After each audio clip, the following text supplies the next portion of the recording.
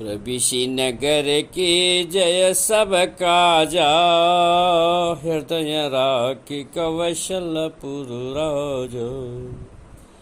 मशक समान रूप कपिधरी, लंका चलो सुमिरि नरहरि। हनुमान जी लंका पहुंचकर रावण के भवनों में अति छोटा रूप बनाकर सीता जी की खोज करने लगे, परंतु मंदिर महु न दिखबय देहि। परंतु रावण के किसी भी भवन में कहीं पर भी सीता जी को नहीं देखा। तब हनुमान जी ने देखा कि रावण सो रहा है, वहाँ पर भी सीता जी नहीं है।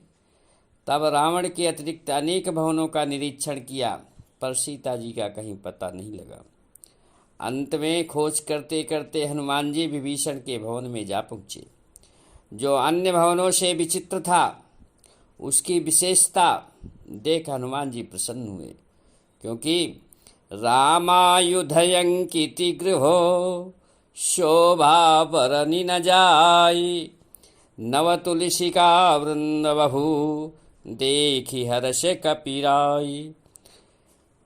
अर्थात उस भवन में श्री राम के, भगवान विष्णु के आयुध अर्थात चक्र, गदा, धनुष आदि बने हुए थे, और वह भवन इतना भव्य था कि उसकी सुंदरता का, उसकी भव्यता का वर्णन नहीं किया जा सकता है। अनेक वृंदा अर्थात तुलसी के पौधे लगे हुए थे। यह सब देख करके हनुमान जी के मन में बड़ा हर्ष हुआ, और फिर विचार करने लगे कि लंका निशिचर निकर निवासा, यहाँ कहाँ सज्जन कयवासा। फिर विचार करने लगे कि यहाँ तो राक्षस गण रहते हैं, फिर यहाँ कोई विष्णु भक्त संत या सज्जन पुरुष कैसे निवास कर सकता है, कैसे निवास करता होगा। इस प्रकार से हनुमान जी मन में तर्क करने लगे, विचार करने लगे। उसी समय विभीषण जगा और राम राम का स्मरण करने लगा। तो राम नाम तेहि सुमिरन कीन्हा, हृदय हर्ष कपि सज्जन चीन्हा। यही सन हठ करि हऊँ पहिचानी, साधु ते होई न कारज हानि। जब हनुमान जी ने विभीषण को राम नाम का स्मरण करते हुए सुना, तो अति प्रसन्न हो विचार किया कि साधु पुरुष से कोई भी कार्य हो, साधु पुरुष को बता देने से कार्य की किसी भी प्रकार की हानि नहीं होती है। ये सज्जन व्यक्ति है, मैं इसी से सीता जी का पता लगाऊंगा। ऐसा मन में विचार कर हनुमान जी जोर जोर से राम राम कहा। उधर विभीषण ने जवाब देते हुए कि राम राम भाई, और यह कहते हुए बाहर आकर देखा कि एक संत व्यक्ति खड़ा है, वह अपरिचित है। अतः विभीषण ने पूछा, हे महात्मन, मैंने ना आपको पहले कभी देखा है और ना सुना है, तथा आपने भी शायद मुझे नहीं देखा होगा।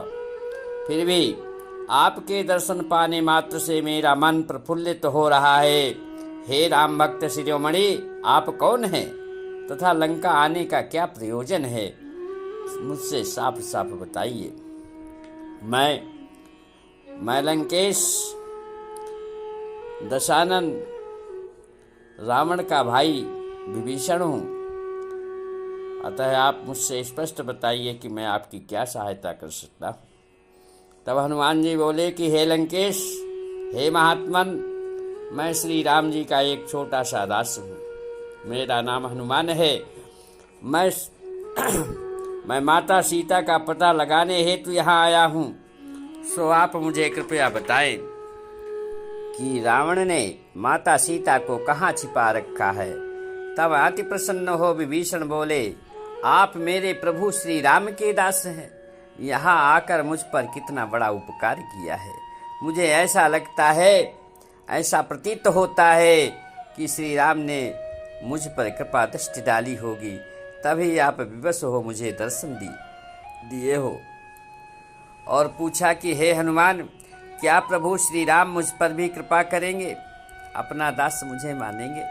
तब हनुमान जी बोले कि हे नरश्रेष्ठ, जो प्रभु को किसी भी भाव से जपता है उसका सदा कल्याण ही होता है। यह सुन विभीषण की आंखों में प्रसन्नता के आंसू निकल पड़े।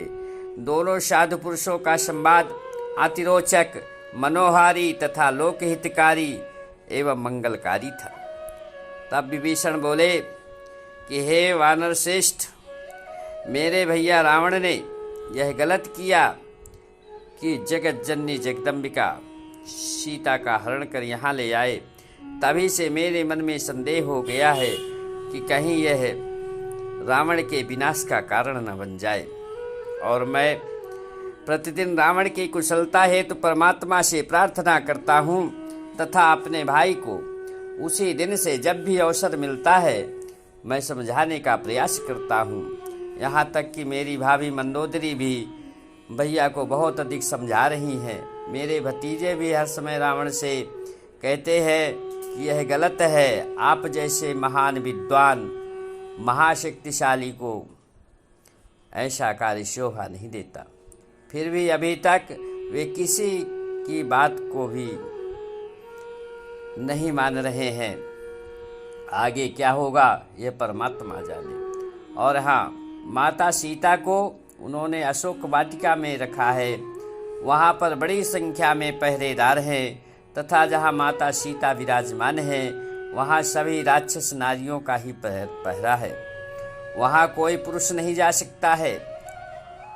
और पहरेदार नारनी जो नारियाँ हैं वो अस्त्र शस्त्र चलाने में प्रवीण है, अति विशालकाय एवं वीरांगना है।